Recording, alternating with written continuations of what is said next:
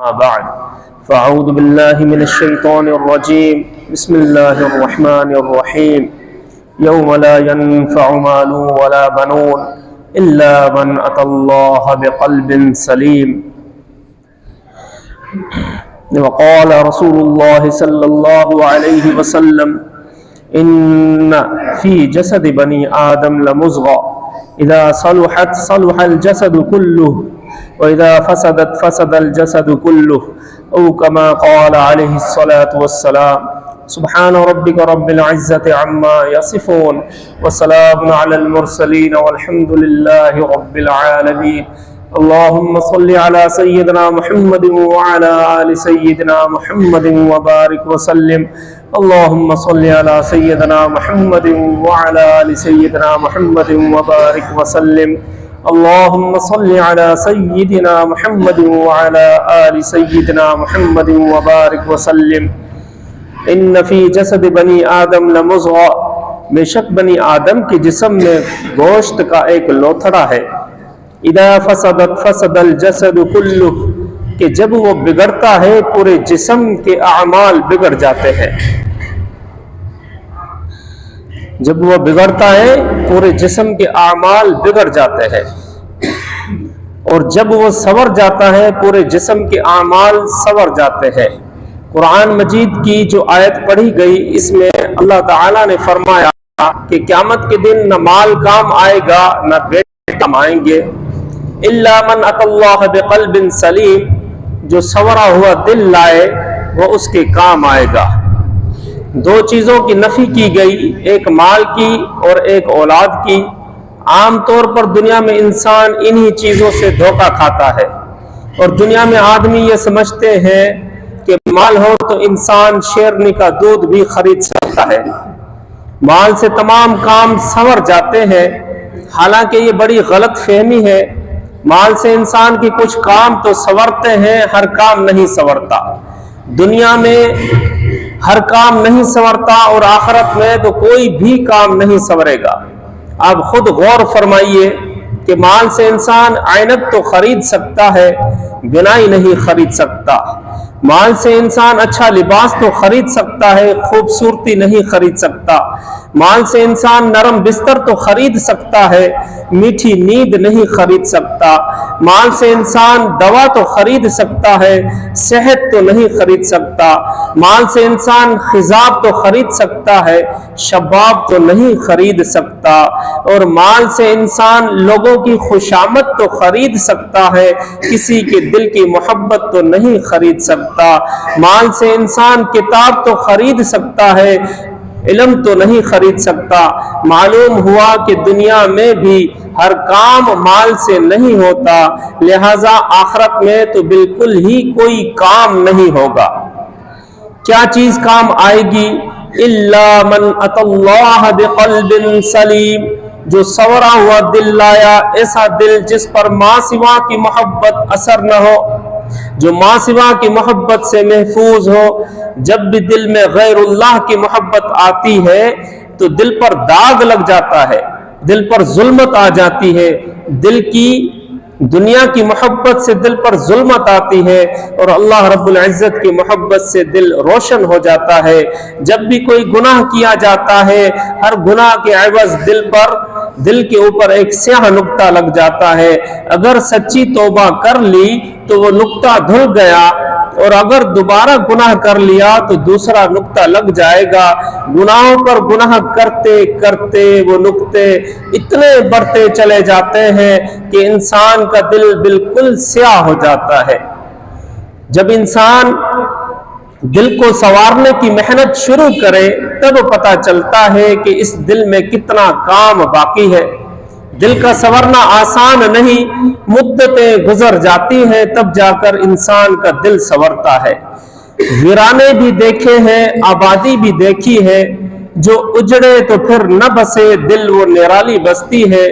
دل کا اجڑنا سہل سہی، بسنا کھیل نہیں، بستی بسنا کھیل نہیں، بستے بستے بستی ہے۔ جس طرح بستیوں کا آباد ہونا کوئی آسان کام نہیں ہوتا، عمریں گزر جاتی تب وہ آباد ہوتی ہے، بالکل اسی طرح عمریں گزرتی ہے تب جا کر دل آباد ہوتا ہے۔ بگڑتا جلدی ہے، سنورتا بڑی مشکل سے ہے۔ سنوارنے کے لیے محنت کرنی پڑتی ہے۔ مصحفی ہم تو سمجھتے تھے کہ ہوگا کوئی زخم، تیرے دل میں تو بہت کام رفو کا نکلا۔ جس وقت پیوند کاری کرو گے کسی اللہ والے کے زیر و نظر رہ کر، تو پھر پتا چلے گا کہ کہاں کہاں زخم لگے ہیں۔ دل ہمارے داغ داغ شد پنبائے کجا کجا نہم، یعنی دل تو سارا داغ داغ ہو گیا، میں کہاں کہاں مرہم رکھوں۔ ایک مثال پر ذرا غور کیجئے۔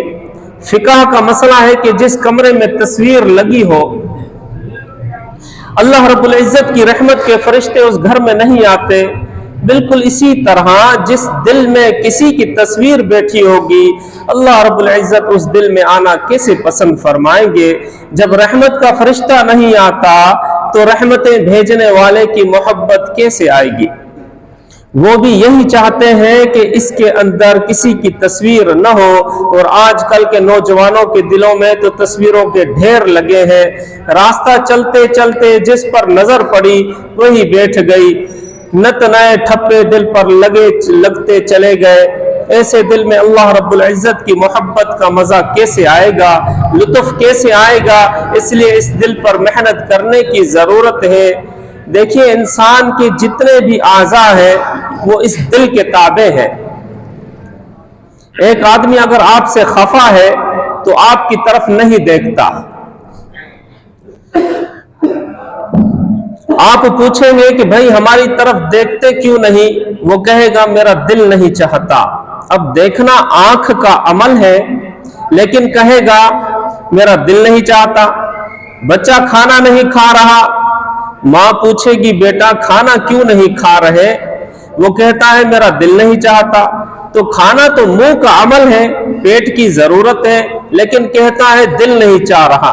بھائی آپ میری بات کیوں نہیں سنتے کہ جی میرا دل نہیں کرتا؟ سننا کان کا عمل ہے، مگر فیصلہ دل کا معلوم ہوا۔ آنکھ ہو، کان ہو، غرض جسم کا کوئی بھی عضو ہو، وہ دل کے تابع ہے۔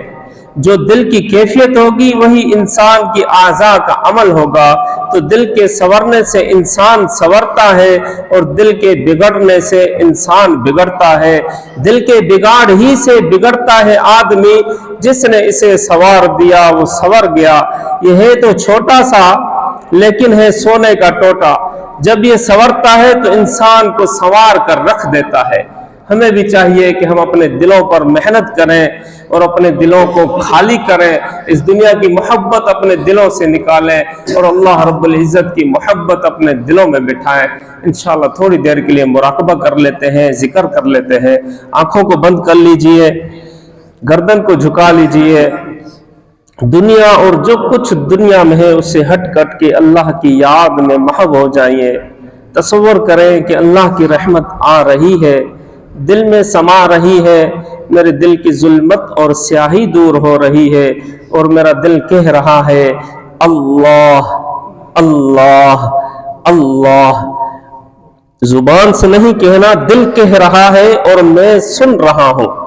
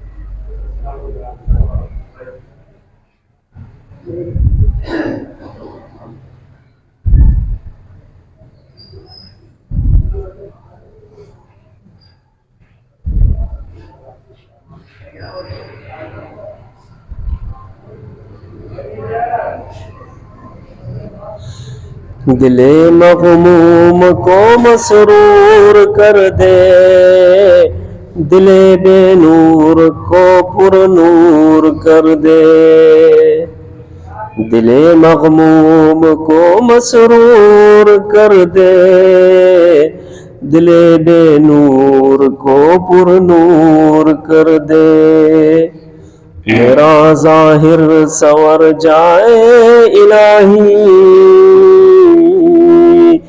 میرے باطن کی ظلمت دور کر دے۔ اللہ اللہ اللہ۔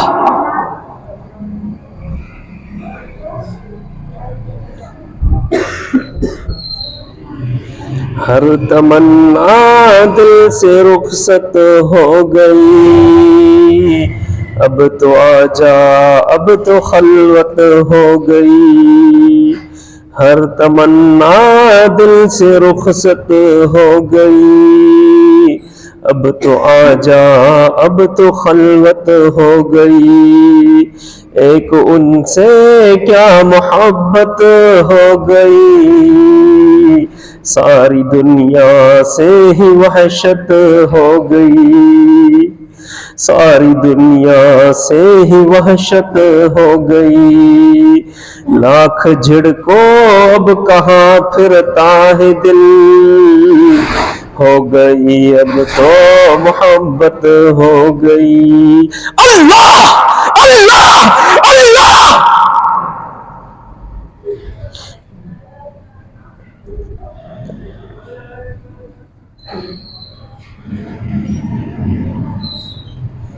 مجھ کو نہ اپنا ہوش نہ دنیا کا ہوش ہے، مجھ کو نہ اپنا ہوش نہ دنیا کا ہوش ہے، بیٹھا ہوں مست ہو کہ تمہارے خیال میں، تاروں سے پوچھ لو میری روداد زندگی، راتوں کو جاگتا ہوں تمہارے خیال میں، میرا ظاہر سنور جائے الہی، میرے باطن کی ظلمت دور کر دے، میرے باطن کی ظلمت دور کر دے۔